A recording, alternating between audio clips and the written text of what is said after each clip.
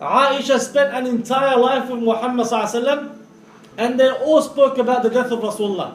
That the Prophet sallallahu alaihi wasallam said, إِذَا أَصَابَكُمْ مُصِيبَةٌ, any calamity that befalls you people, remember that I died. Remember my death. Why? Whatever calamity we have with us today, whether my kid is on the streets, whether I've just gotten divorced, whether I've lost a loved one, remember Muhammad sallallahu alaihi wasallam died. What's that calamity compared to whatever calamity in front of you?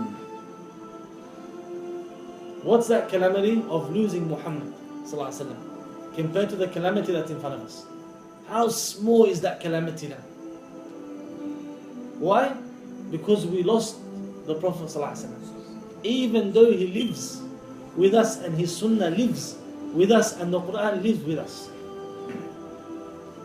But when they went to go visit one of the wives of the Prophet ﷺ, and you can imagine what a sight.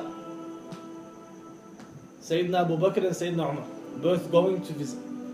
And when they went to visit and they seen her, that she started crying heavily.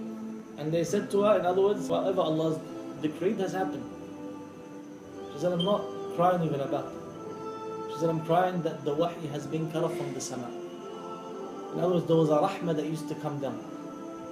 This angel that came down, carrying the Quran, that gave it to Muhammad sallallahu alaihi wasallam, we've lost that today.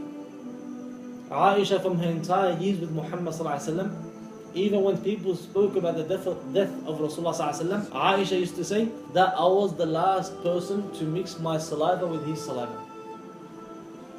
From all her life, I was the last person to mix my saliva with his saliva. Why?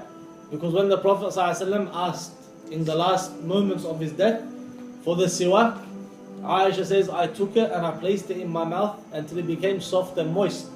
And then I placed it in the mouth of the Prophet ﷺ. And the last saliva that entered his mouth was the saliva of Aisha.